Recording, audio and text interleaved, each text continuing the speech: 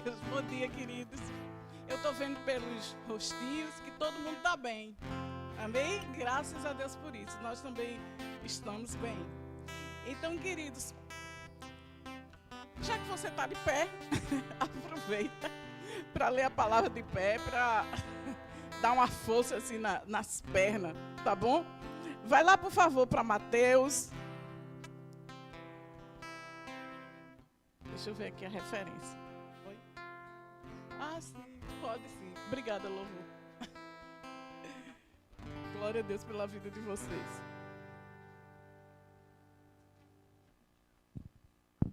Mateus, deixa eu ver aqui. Mateus 7. Vou dar um castiguinho a vocês. Mateus 7, do 21 ao 27. Por favor, abram lá comigo.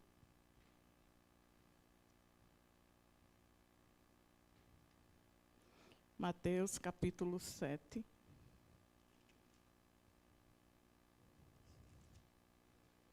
Do verso 21 em diante.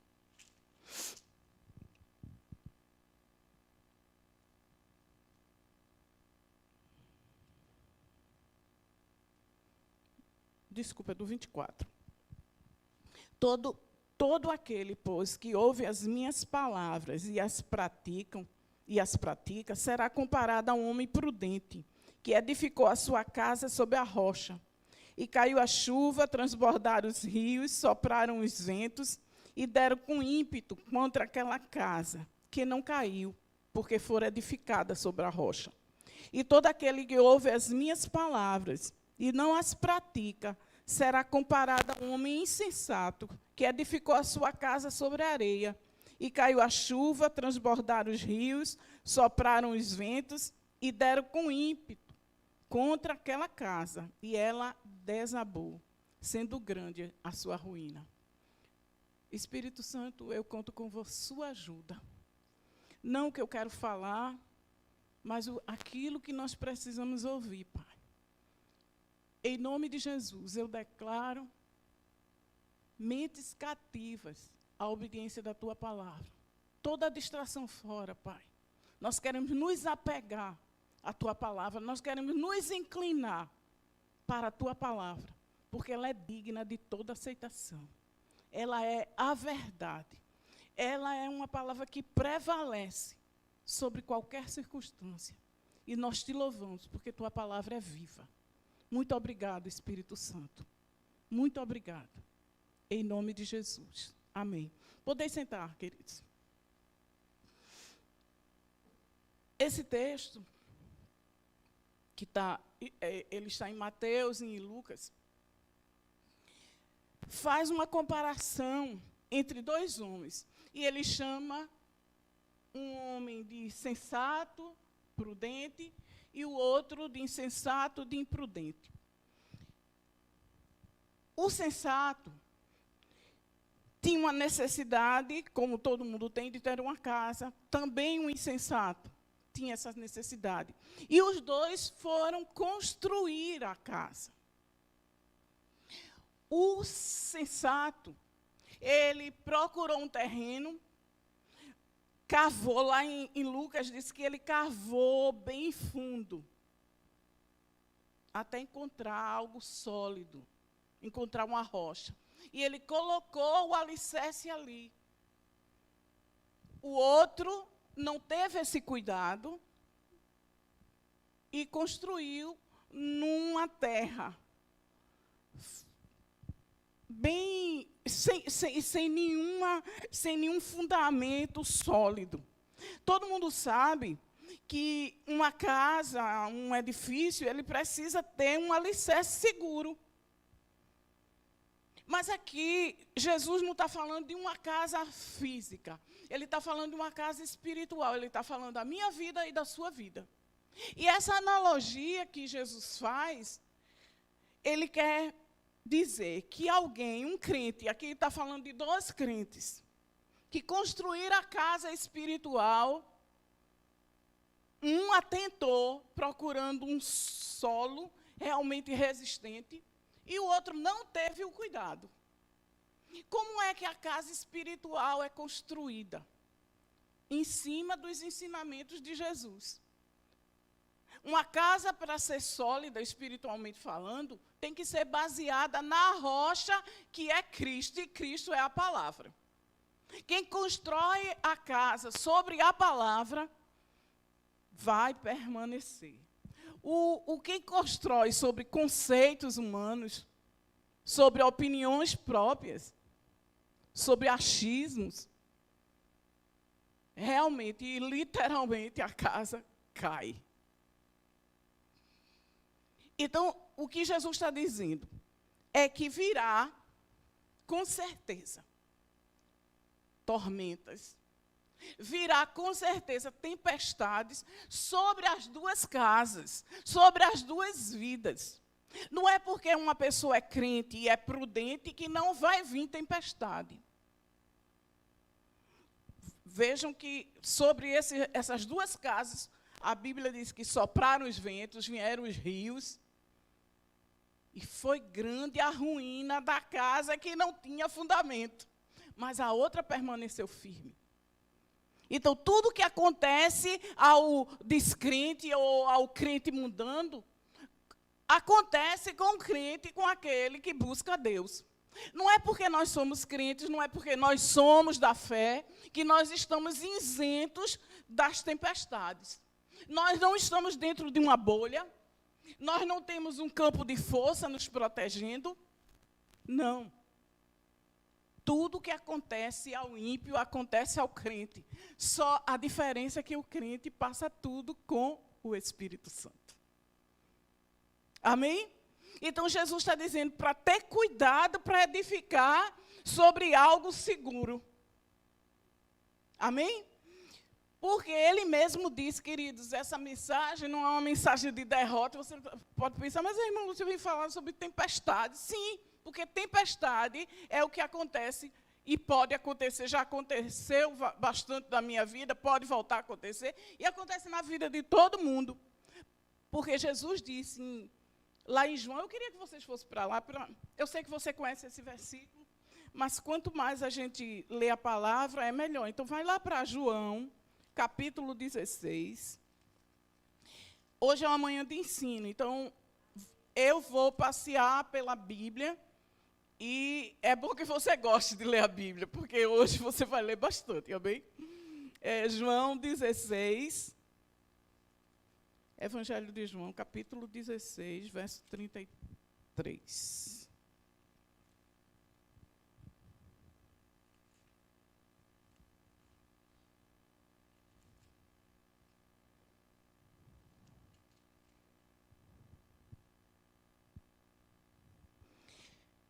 Estas coisas vos tenho dito para que tenhais paz em mim. No mundo tereis aflições, mas tende bom ânimo. Eu venci o mundo. Ele disse, essas coisas vos tenho dito para que tenhais paz em mim. O que é que Jesus tinha dito?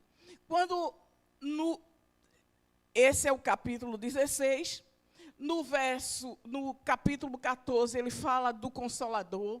No capítulo 15, ele fala que ele é a videira verdadeira, nós somos os ramos.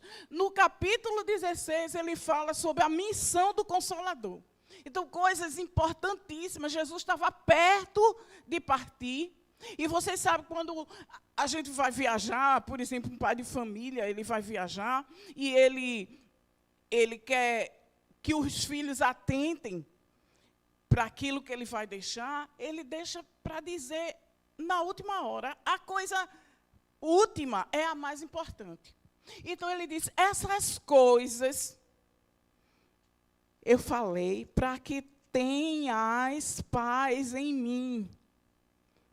Ele quis dizer, olha, você não vai ficar sozinho, você tem um Consolador. Você não é qualquer coisa, você faz parte de mim, eu sou a videira, você é o ramo. A mesma seiva que acompanha a videira está dentro de você. Aí disse, essas coisas eu vos disse para vocês terem paz em mim. E ao mesmo tempo ele diz, no mundo tereis aflições. Quer dizer, ele está fazendo uma diferença. Em mim tem paz, mas no mundo tem aflição. Em Jesus, paz, e no mundo, aflição. Só, queridos, que nós estamos em Cristo, amém? Mas, ao mesmo tempo, nós estamos no mundo. Ele disse, vocês não são do mundo. Vocês estão no mundo, não são do mundo. Mas nós estamos em Cristo. Então, significa que em Cristo nós temos paz, mas também teremos aflições porque estamos no mundo. Isso não é uma mensagem de derrota, isso é uma mensagem de advertência. Amém, queridos? Mas eu quero te alegrar dizendo o que está na palavra. O Senhor diz assim, muitas são as aflições do justo, mas de todas o Senhor livra. Você fica feliz por isso? Salmo 34, 19 diz, muitas são as aflições do justo. Quem é justo aqui? Você já passou por aflição? Acho que ninguém passou. Eu já passei por aflição. Mas se você não passou, a Bíblia está dizendo que muitas são as aflições do justo. Mas de todas, não são de algumas. De todas o Senhor livra. Então a nossa alegria é saber que o Senhor nos dá livramento. Às vezes Ele não nos livra do fogo, mas Ele nos livra no fogo. Quem lembra de Sadraque, Mesaque e Abidnego? Você não acha que o Deus de Israel poderia ter livrado aqueles jovens? Você acha que ele não tinha poder para livrar da fogueira? Mas ele não livrou. Mas ele fez uma coisa melhor. Ele entrou no fogo. E ele tornou aquele fogo confortável. Porque, queridos, como você consegue imaginar uma fogueira, aquela fornalha foi acesa 7 vezes mais. A tal ponto que as pessoas, vocês desculpem, porque eu estou com a garganta ruim. A tal ponto que aquelas pessoas que pegaram aqueles jovens para jogar na fogueira, eles morreram. Morreram na entrada.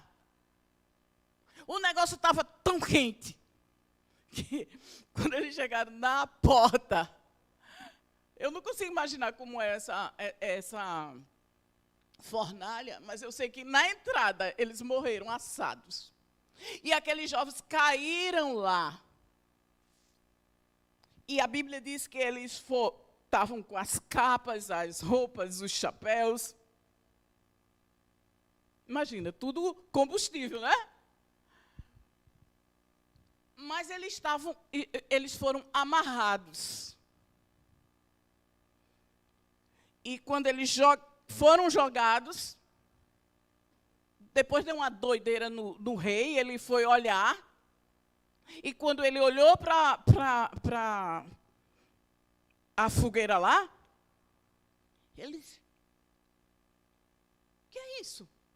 Não foram 3? Como é que eu vejo 4? E passeando. Você dá para imaginar 4 pessoas passeando, quem passeia está confortável. Amém?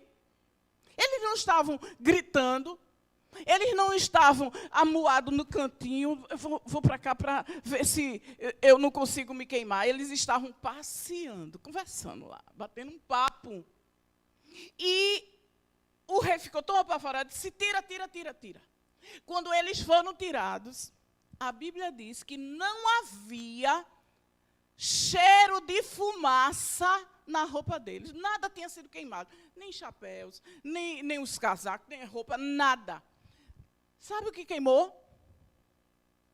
As amarras, as cordas, porque as cordas foram o inimigo. As cordas foram colocadas pelo rei. Então, que isso me diz que o Senhor pode não me livrar do fogo, mas Ele vai entrar comigo e Ele não vai deixar eu me queimar. E o que o inimigo botar, ele que vai sair envergonhado, porque o que ele bota é que se queima. Então, por favor, vai lá para Isaías 43, verso 2. Isaías 43, verso 2.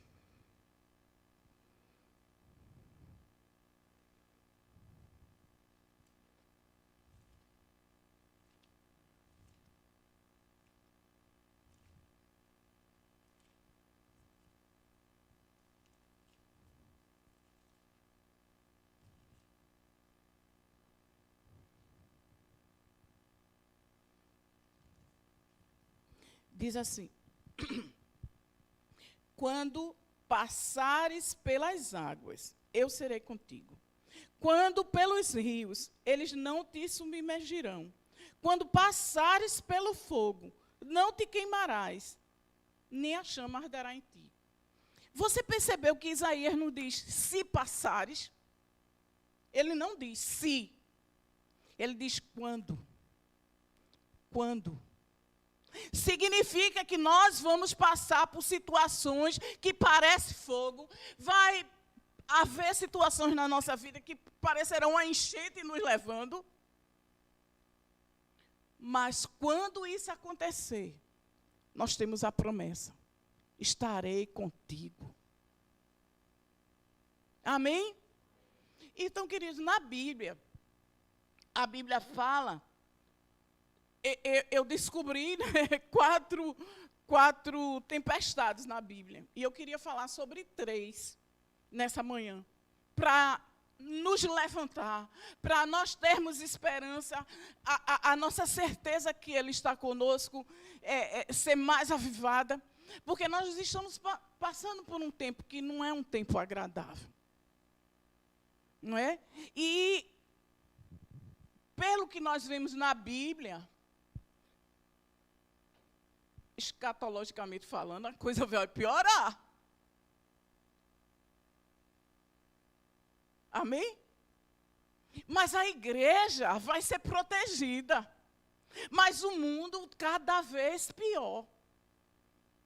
Então, nós devemos nos preparar. Nós sabemos que, por exemplo, um país que se prepara para as tempestades, nós vemos isso na televisão, os Estados Unidos, né? Eles têm avisos bem antes, quando vai vir uma tempestade, um furacão, um ciclone, e aviso. E as pessoas se preparam, compram água, compram mantimentos, as janelas são reforçadas, tem abrigos debaixo da terra e aquela coisa toda. Então, eles anteveem a tempestade e se preparam. Em Israel tem abrigo antibombas, né? Só vive em guerra, então tem refúgios. Lá em Recife, como é abaixo do nível do mar, então quando chove muito, então tem cheia mesmo. A água invade. É assim, quase não chove. Quando chove, abre assim, as janelas com portas dos céus, e cai nos morros, e pessoas que moram nos morros, as casas desabam, é uma coisa. Nós moramos em Olinda, morávamos, glória a Deus. Eu sempre sonhei dizer isso, morávamos. E lá em Olinda, a água invade assim, sabe? É uma coisa. Não onde a gente mora, mas a cidade é um problema. Uma falta de estrutura medonha. Medonha, terrível. Eu e o meu nordestês. Entende? Então, nós vamos falar de pessoas que passaram por tempestades. E a primeira tempestade está lá no Velho Testamento. Tem pessoas que passam por tempestade porque querem, porque fizeram coisas que chamaram a tempestade. Às vezes nós fazemos coisas e vamos sofrer a consequência. Então, eu queria falar sobre Jonas, que caiu numa tempestade terrível. E caiu porque quis. Não foi Deus que provocou aquilo. Amém? Vai lá para o profeta Jonas.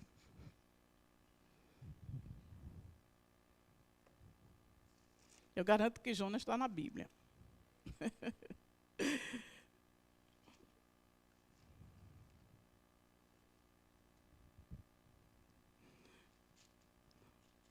Jonas fica depois de Abadias. Aí não ajudou muito, né? Abadias quase ninguém lê.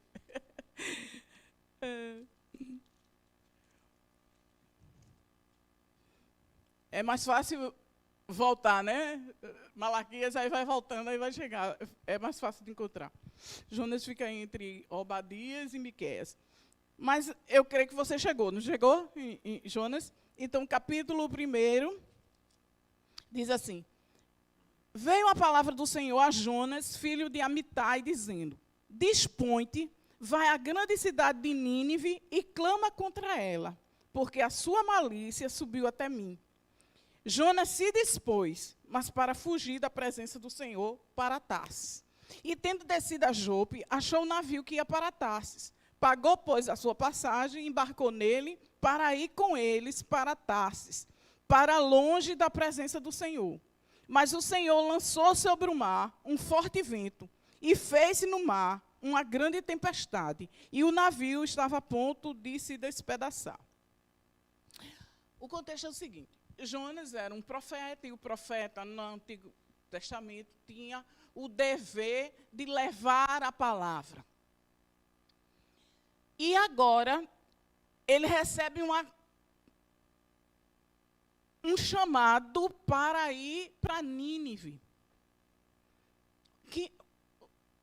Nínive era o quê? Nínive era a capital da Síria. Os assírios eram terríveis, inimigos ferrenhos de Israel. E pecado demais tinha naquela nação. E Jonas recebe essa comissão, ele era muito nacionalista, né, como todo judeu, e ele pensou: eu vou para lá, eu prego para essa nação terrível. Deus, que é misericordioso, compassivo, quando eu pregar, por acaso, alguém se arrepende, Deus não vai fulminar aquela cidade. E eu não quero isso. Eu quero mais é que eles se explodam. Foi mais ou menos assim. Aí, quando ele recebe aquela mensagem, a Bíblia diz que ele se dispôs. Ele se levantou, mas pegou outra direção. Ele, em vez de ir para Nínive, ele tomou o caminho oposto. Ele foi para Tarsis. Nínive é hoje onde fica o Iraque, a região do Iraque. Veio a Síria, depois a Síria aí foi tomada por Nabucodonosor, mas sempre aquele povo, quando a gente lê os livros dos reis, de crônicas, está vendo sempre, tanto a Síria como a Babilônia, sempre invadindo Israel. E, no caso, Tarsis fica mais ou menos onde está a Espanha, quer dizer, ele tomou um caminho oposto. Se levantou, ficou pronto, mas para fazer uma coisa totalmente diferente do que Deus queria.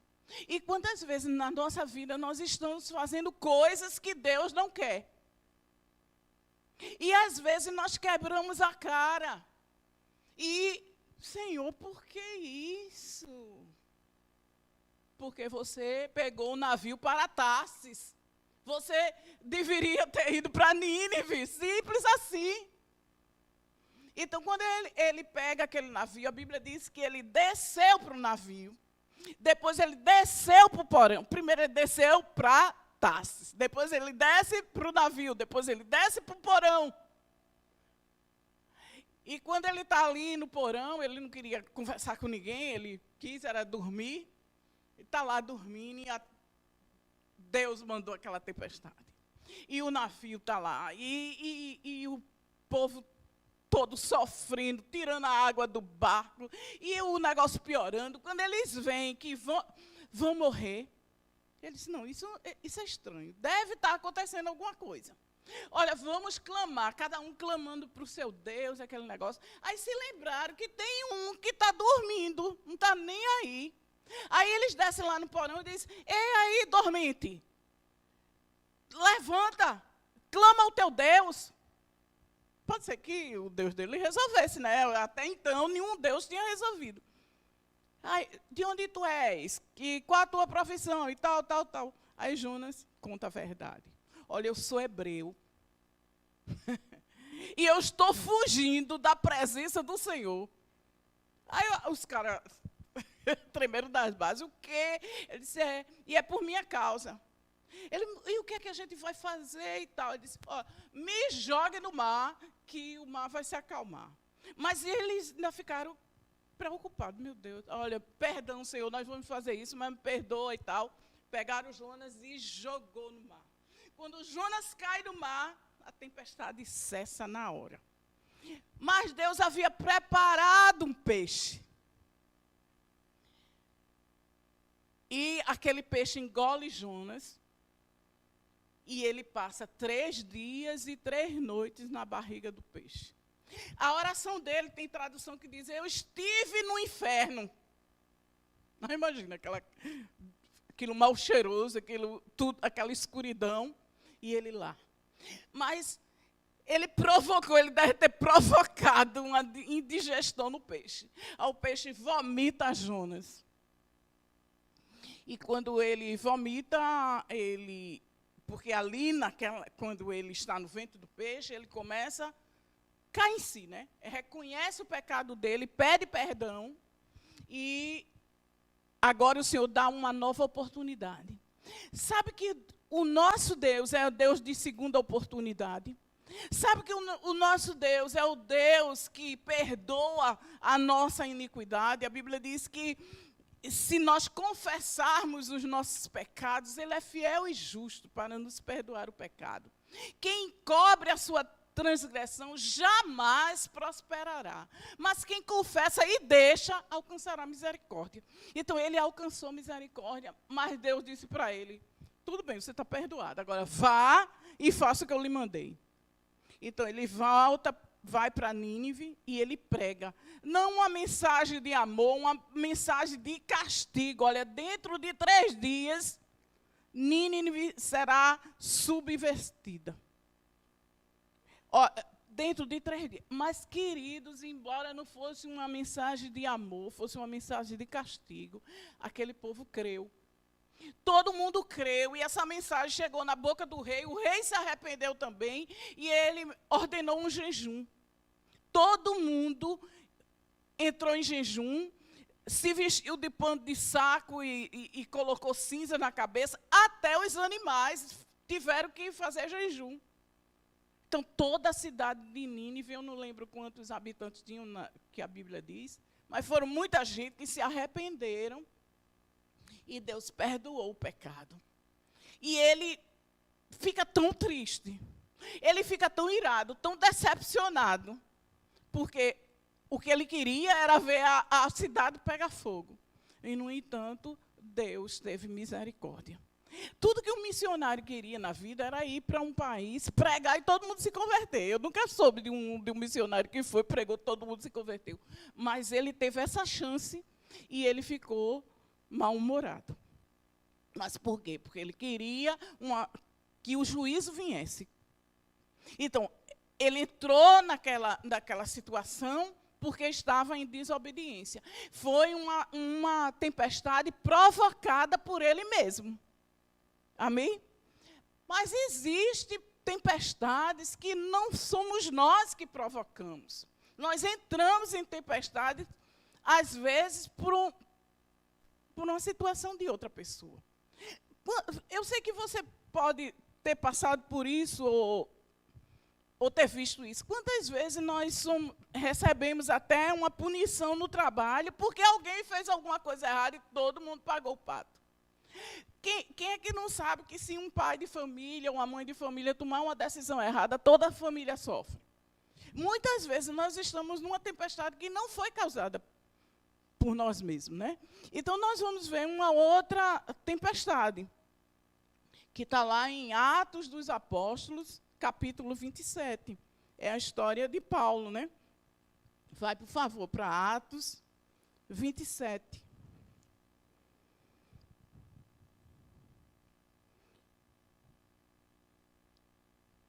Deixa eu falar logo o contexto e depois eu leio. Paulo, ele era judeu, mas ele também era romano, né? Então, ele foi preso por estar pregando o evangelho, não está fazendo nada demais. Ele foi preso, acusado injustamente, aquele negócio todinho. E ele percebeu que o julgamento dele não estava sendo justo. E ele apelou para César. Quem era César? O imperador romano. Ele disse, olha, eu sou romano e eu quero um julgamento em Roma. Eu quero que seja César, sejam as leis romanas a me julgar, porque eu tenho direito, eu sou cidadão romano. E quando ele está falando até com o rei lá judeu, e ele prega, o rei quase se converte. Ele até diz assim, por pouco, Paulo, tu me fazes cristão. Aí disse, olha, eu não vejo nesse homem crime nenhum. Se ele não tivesse apelado para César, ele seria solto. Então, ele vai para Roma. E isso tudo já era plano de Deus, porque desde que Paulo se converteu, o Senhor disse, importa que tu sofras pelo meu nome, importa que você dê testemunho de mim diante de reis e das autoridades. E pegam Paulo e colocam num navio. Aí eu vou ler agora o texto para vocês entenderem o que eu vou dizer. Né? Eles estavam indo para Roma, eles estavam em Jerusalém, agora estavam indo para Roma. Aí o verso 10 do capítulo 27 diz assim, Senhores, vejo que a viagem vai ser trabalhosa, com dano e muito prejuízo, não só da carga e do navio, mas também da nossa vida. Mas o centurião dava mais crédito ao piloto e ao mestre do navio do que ao que o Paulo dizia. Quando aconteceu isso, já faziam dias que eles estavam no mar e o vento era contrário, tudo dando errado. Aí ele diz, eu vejo. Quando ele diz, eu vejo, ele não estava tendo uma visão. Ele estava tendo uma percepção espiritual. Ele estava vendo no espírito dele que aquilo não dava certo. Então, ele disse, eu vejo que essa viagem não é boa. Vamos parar e tal. Bora ficar nesse porto. Mas o centurião, quem é um centurião? É aquele que guarda, o chefe dos soldados, né? Que estava responsável por Paulo. Aí ele disse, não deu atenção. Ele preferiu crer no capitão do navio. Ele pensou, quem entende de mar, quem entende de navio, é o capitão. Quem é Paulo da fila do pão? Ele não é meteorologista, ele não não é isso. Não, vamos. Aí prosseguiram. Aí o que acontece? Verso 21 diz, havendo todos estado muito tempo sem comer, Paulo, pondo-se em pé no meio deles, disse, Senhores, na verdade, era preciso terem me atendido e não partir de Creta, para evitar esse dano e perda. Porque no meio do caminho, eles tiveram que aliviar o navio, o negócio estava tão sério que eles foram jogando as cargas. Depois eles foram jogando tudo. Aí eles teria evitado esse dano e perda. Mas agora, vos aconselho bom ânimo. Estavam todo mundo derrubado, todo mundo entristecido, todo mundo depressivo, achando que ia morrer. Mas ele disse, vos aconselho bom ânimo. Sabe, quando a situação está difícil, se nós ficarmos para baixo, se nós ficarmos depressivos, o negócio piora. Em toda situação, nós temos que ter bom ânimo. Por isso que Deus sempre está dizendo, coragem, bom ânimo, não temas. Porque é a nossa posição no espírito que nos leva a sair de determinadas situações. É como nós estamos por dentro que nos dá a vitória. Então, ele disse assim,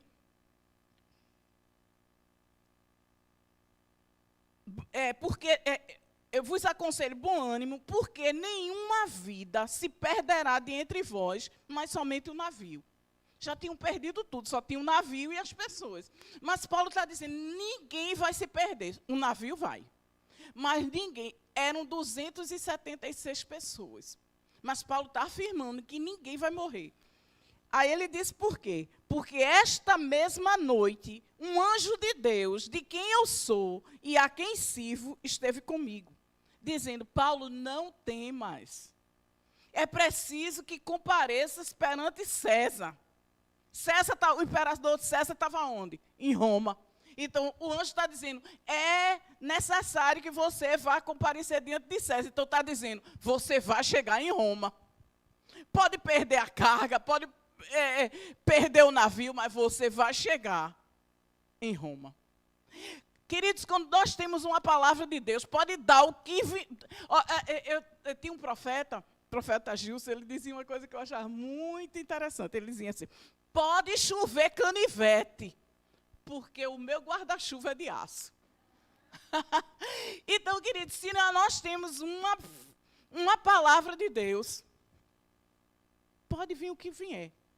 Porque também Deus não vai dizer, olha, vai ser assim, assim, assim. Não, Deus não dá detalhes. Ele só diz o final. A Bíblia diz que ele é o Deus que anuncia o fim desde o começo. Mas o meio ele não diz. O meio é pela fé. Amém? Então, ele diz, importa que compareças perante César, e eis que Deus, por sua graça, te deu todos quantos navegam contigo. Queridos, Deus poderia salvar só Paulo. O negócio que Deus tinha era com Paulo. Mas pela graça, ele salvou mais 275 pessoas. Amém? Por causa de você, querido, Deus vai salvar a tua família. Por causa de você, Deus vai fazer coisas com os teus amigos. Por causa de você, Deus vai estender as mãos aonde você passar. Deus vai lhe cobrir. Lembra de Abraão? A bênção era de Abraão. A aliança era com Abraão. Mas o que aconteceu? Ló estava lá. Deus tinha dito para ele não levar ninguém, mas ele levou. E porque ele levou o sobrinho enriqueceu.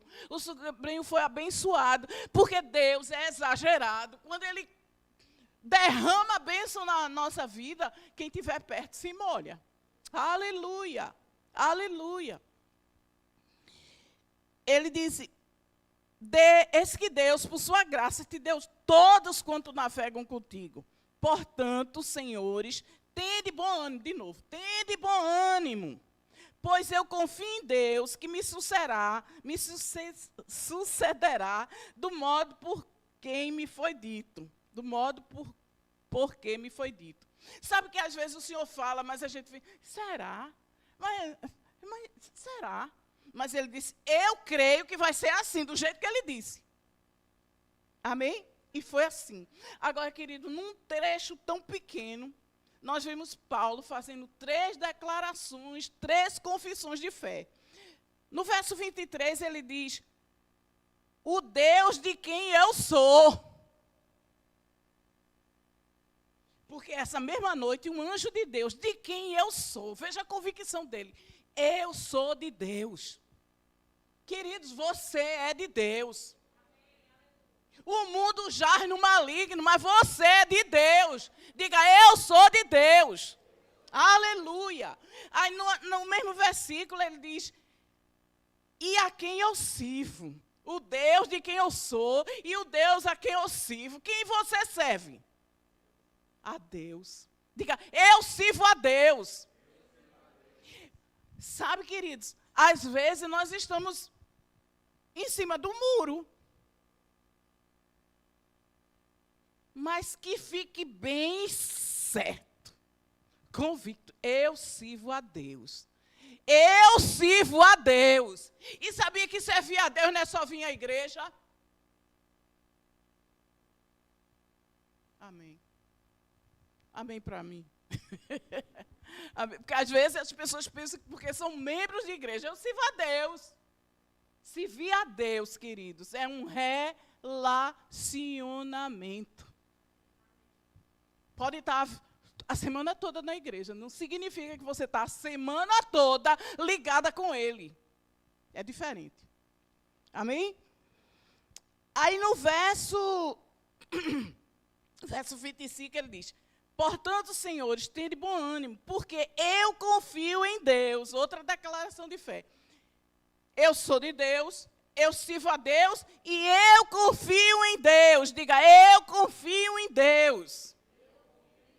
Amém? Num trecho pequeno, esse homem se levanta diante de 275 pessoas e faz essa declaração. Eu sou de Deus, eu sirvo a Deus e eu confio em Deus. E ele ainda diz assim, eu tenho certeza que vai ser do jeito que ele disse. E o que aconteceu? Foi do jeito que ele disse. O navio se perdeu, ele diz assim, importa que vamos dar numa ilha. E com um pouco de tempo, eles encontraram terra à vista. Então, colocaram lá as âncoras, mas a proa do navio não aguentou. A proa que fica atrás, né? Sei lá, a frente do navio acabou-se. A proa ficou lá. Eu não sei, é proa, qualquer coisa aí. A frente do navio acabou. Aí o que foi que o centurião disse? Com medo que os presos, porque não só tinha Paulo de preso, que os presos fugissem, eles disseram, vamos matar os presos. Mas o chefe lá, né, gostava de Paulo, ele disse, não, ninguém mata ninguém. Quem puder nadar, vá nadando.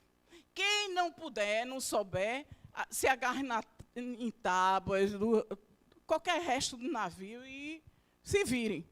E foi assim que aconteceu. Todos chegaram a salvo na ilha. Eu fico imaginando aquele centurião contando, 1, 2, 3, tal. Tinha 76 pessoas vivinhas. E diz a Bíblia que os nativos daquela ilha, quando observaram o desastre, já estavam esperando por ele, né? Lá vem aquela turma lá nadando. Então, eles já fizeram fogo, já estavam preparando para aquecer aqueles homens.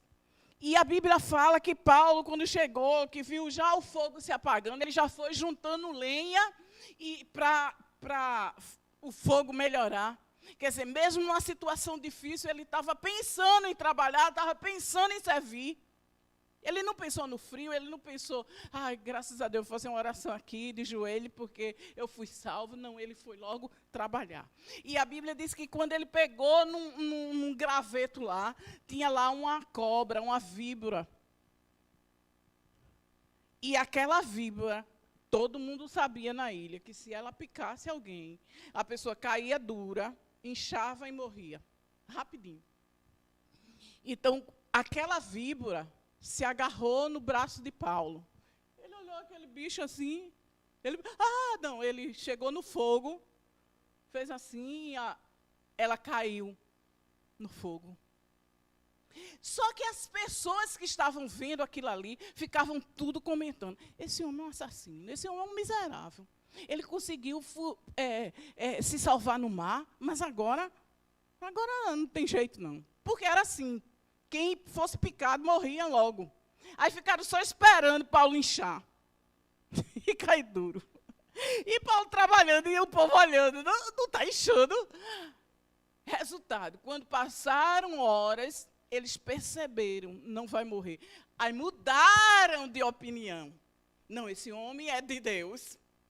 Esse homem é de Deus. Sabe, queridos, que muitas vezes na igreja, muitas vezes onde nós trabalhamos, onde nós moramos, tem pessoas que pensam mal de nós. Tem pessoas que estão falando mal de nós por trás. Mas quando eles veem a bênção de Deus, quando eles veem que nós somos de Deus, eles mudam de opinião. Amém? Eu profetizo isso na tua vida. Que se alguém está falando de você, se alguém pensa mal de você, vai mudar de opinião, porque vai ver a mão do Todo-Poderoso na tua vida. Aleluia. Então, naquela ilha tinha um líder, né? Tinha vamos dizer assim, um prefeito. Ele era responsável por aquela ilha, o nome daquele homem era Públio. E aquele homem acolheu aquele pessoal durante 3 dias na casa dele. E o pai dele estava doente, estava com febre, com disenteria.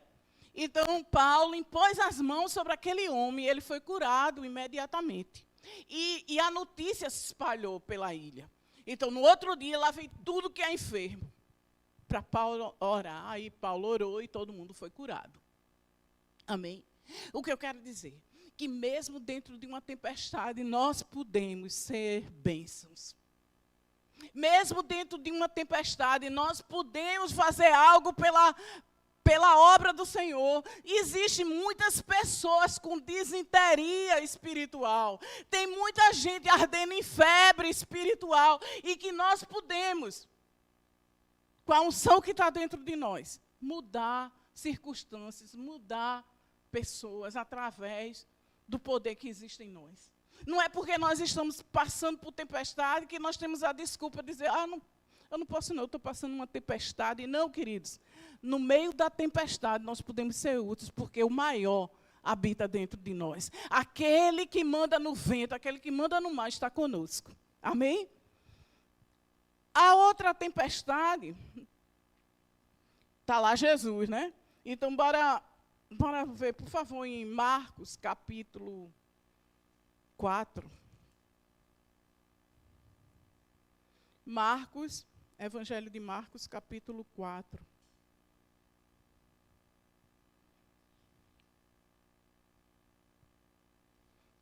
Esse episódio tem nos 3 evangelhos sinópticos, mas eu escolhi Marcos, eu gosto muito do Evangelho de Marcos. A partir do verso.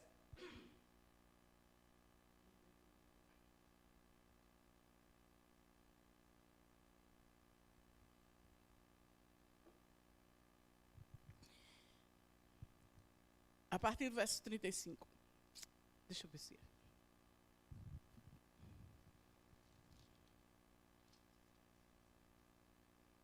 a partir do verso 35. Marcos 4, 35 diz: Naquele dia, sendo tarde, disse-lhe Jesus: Passemos para a outra margem. E eles, despedindo a multidão, o levaram assim como estava no barco, e outros barcos o seguiam. Ora, levantou-se grande temporal de vento, e as ondas se arremessavam contra o barco, de modo que o mesmo já estava a encher-se de água.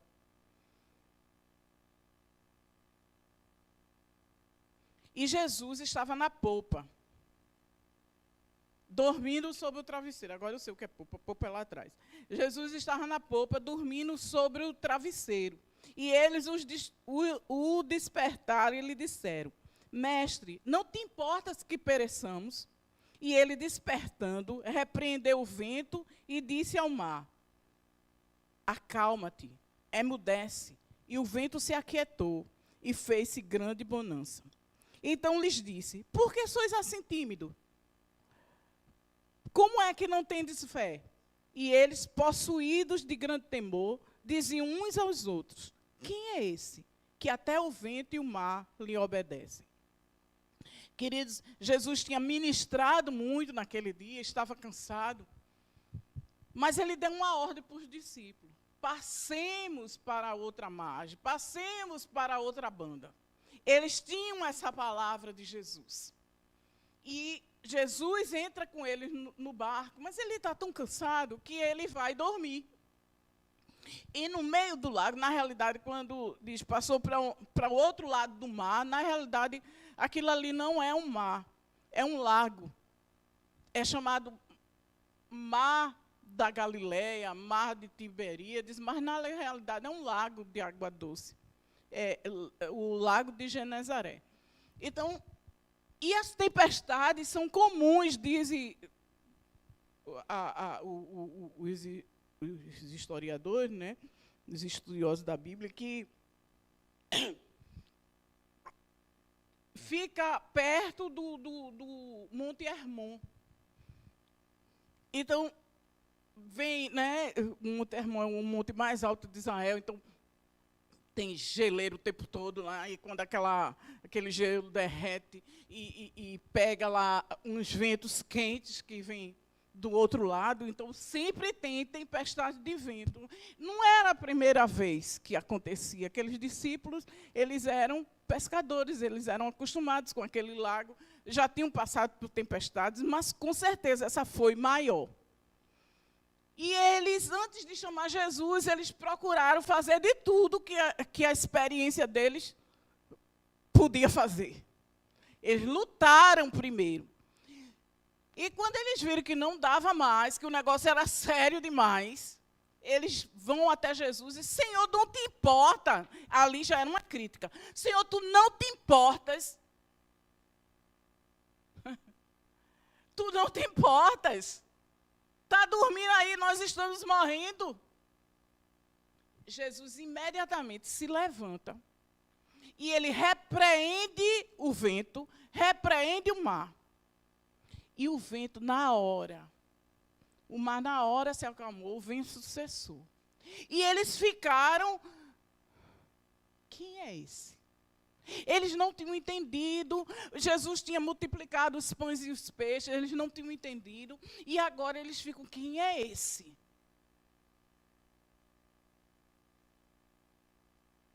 Apenas o mestre não tem poder sobre a natureza. Um profeta não tem poder sobre a natureza. Quem é esse? Que até o mar e os ventos lhe obedecem. Mas Jesus, ele repreendeu o mar, repreendeu o vento. E interessante, queridos, que o mar e o vento têm ouvido. Não é? Você prestou atenção? Jesus falou com o mar. Jesus falou com o vento. Eles ouviram e obedeceram. Então, às vezes, se levanta uma circunstância na nossa vida e nós ficamos calados. Mas é para falar, porque tudo tem ouvido nessa vida. Aí ele repreende os discípulos. Por que sois tão tímidos? Por que não tendes fé? Por que Jesus repreendeu? Porque ele esperava dos discípulos aquela atitude que ele teve. Ele esperava que os discípulos se levantassem e repreendessem o mar, repreendessem o vento. Eles queriam que os discípulos tivessem essa percepção espiritual para perceber que aquilo não era uma tempestade natural, que existia uma ação demoníaca por trás. Por que eu digo que era demoníaca? Porque Jesus repreendeu. Se fosse de Deus, Jesus não tinha repreendido. Quem sabe que Jesus era submisso à palavra de Deus? Quem sabe que Jesus só fazia, ele mesmo disse, eu só faço o que eu vejo meu pai fazer.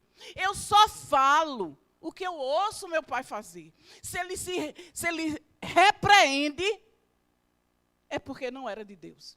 Se ele tivesse repreendendo o mar e o vento, que foi Deus que mandou, ele estava indo de encontro à palavra de Deus. E quem sabe que Jesus era um homem guiado pelo Espírito Santo.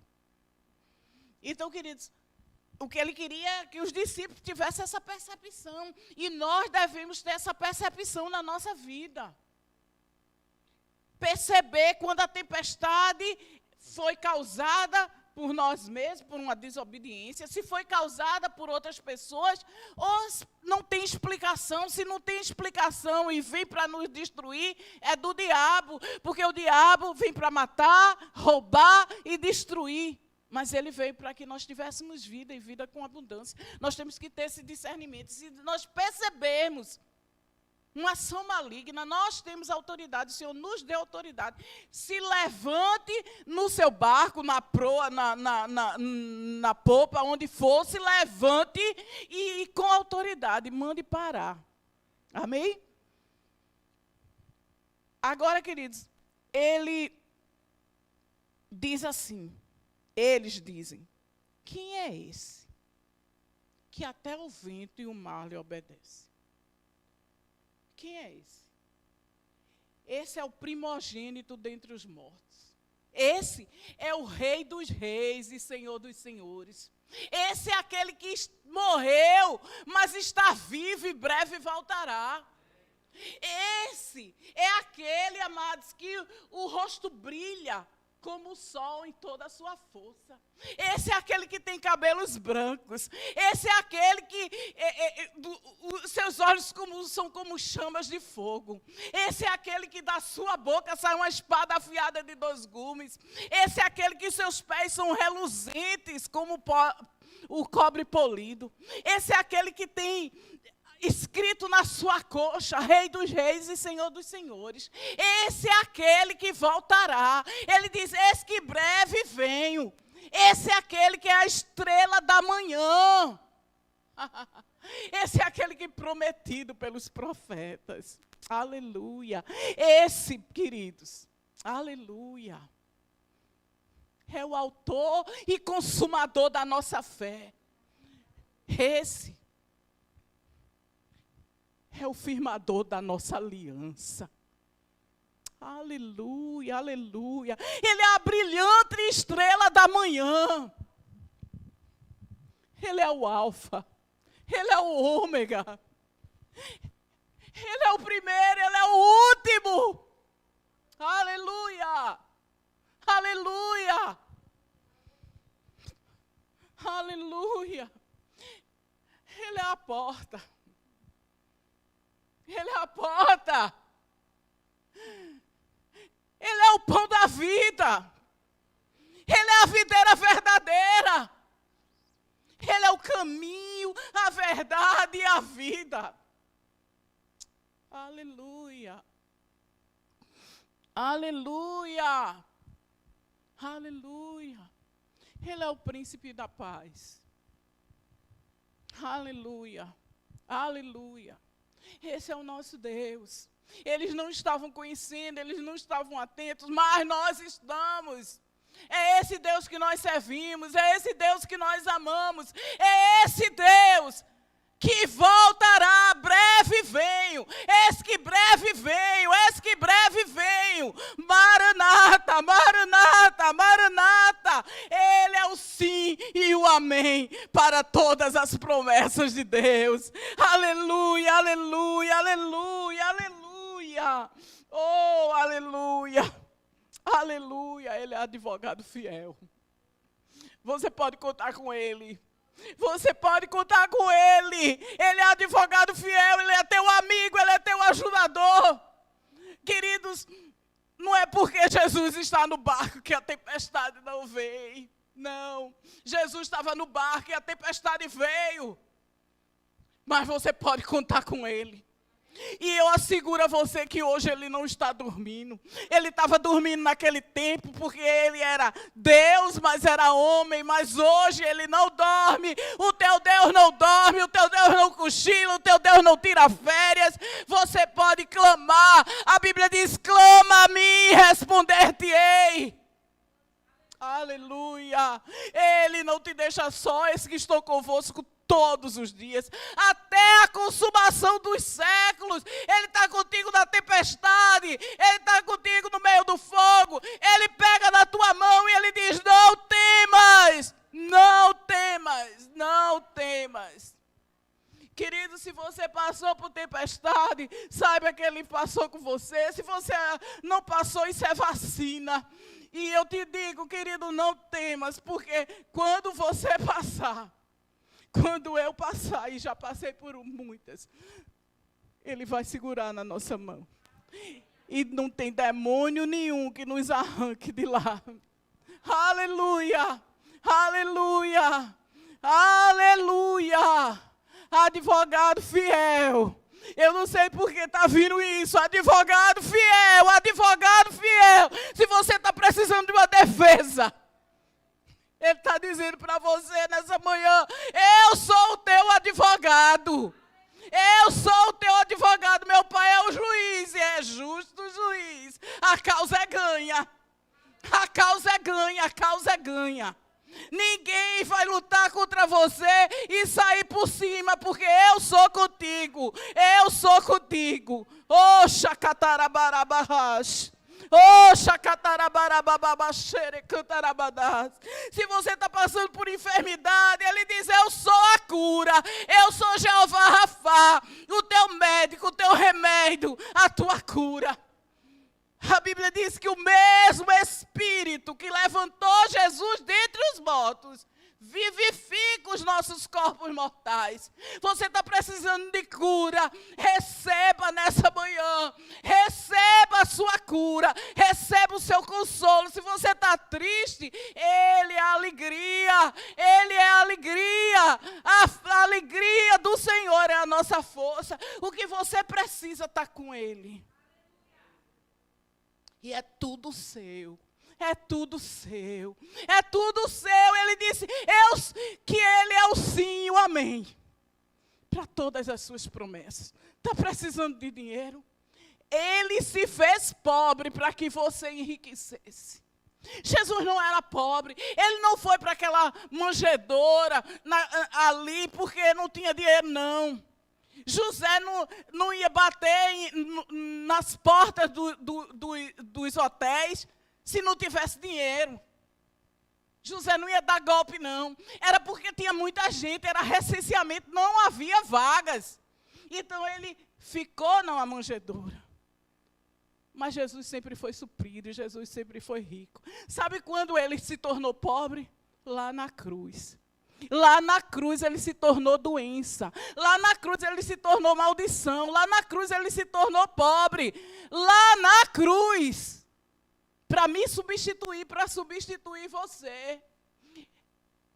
É para que eu não passasse, nem você passasse. Então tudo é nosso. Tudo é nosso.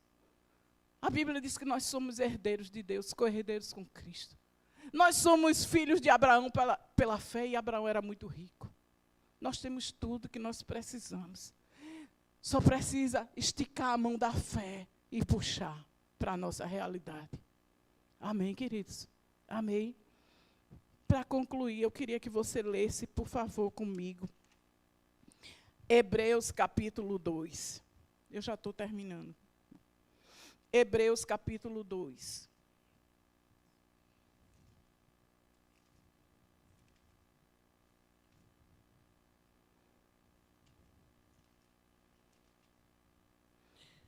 Hebreus 2, verso 1 diz: por essa razão, importa que nos apeguemos com mais firmeza às verdades ouvidas, para que delas jamais nos desviemos. O autor de Hebreus está dizendo que nós devemos nos apegar, agarrar com mais firmeza. Às vezes nós estamos pegando assim muito frouxo. Qualquer pessoa pode puxar e tirar de nós. Mas ele diz, nos apeguemos com mais firmeza às verdades ouvidas, para que dela não nos desviemos. Muitas vezes nós estamos ouvindo, domingo após domingo, quarta após quarta. Ainda vemos na internet, mas não nos apegamos. Mas é hora, queridos, hora de nós nos apegarmos com mais firmeza. Está vindo mais coisa por aí.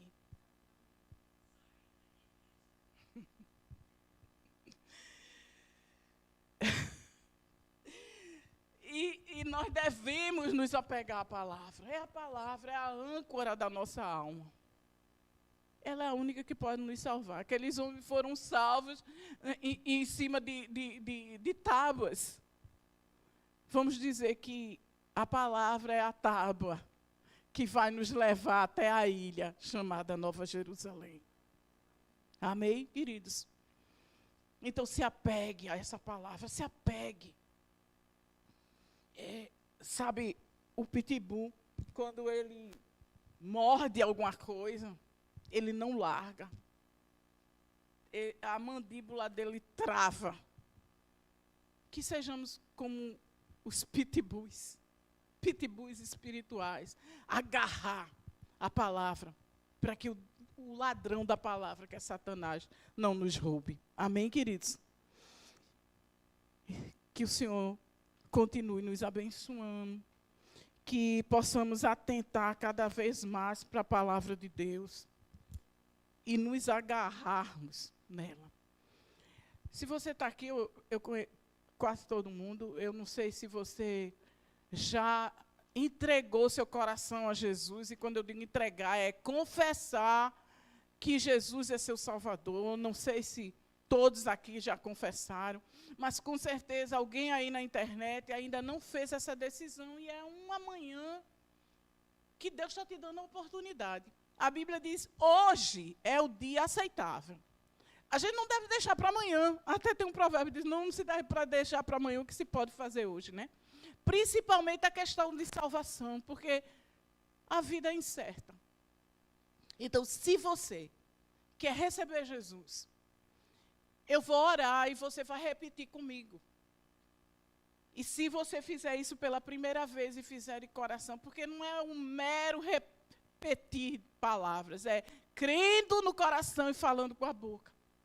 Se você fizer isso, Deus vai entrar no seu coração, vai mudar a sua história, vai realizar dentro de você um milagre chamado novo nascimento. A cor do seu cabelo não vai mudar, a cor dos seus olhos não vai mudar, você não vai aumentar de tamanho. Não, mas dentro é no seu espírito. Você vai ser uma nova criatura. E tudo vai se fazer novo na sua vida. Então, ora comigo assim. Pai, nessa manhã, eu reconheço Jesus como meu único e suficiente Salvador. Eu abro meu coração e recebo o teu presente, que é salvação. E de hoje em diante, eu quero te servir. Escreve meu nome no livro da vida e me enche com o teu Espírito. Em nome de Jesus. Se você fez essa oração pela primeira vez, com sinceridade, com certeza, você é meu irmão, é minha irmã. Amém? E agora está havendo uma festa nos céus. A Bíblia diz que existe festa no céu quando o pecador se arrepende. Amém? Agora, vocês que estão aqui, se tem alguém com algum sintoma de enfermidade, eu gostaria de orar por você.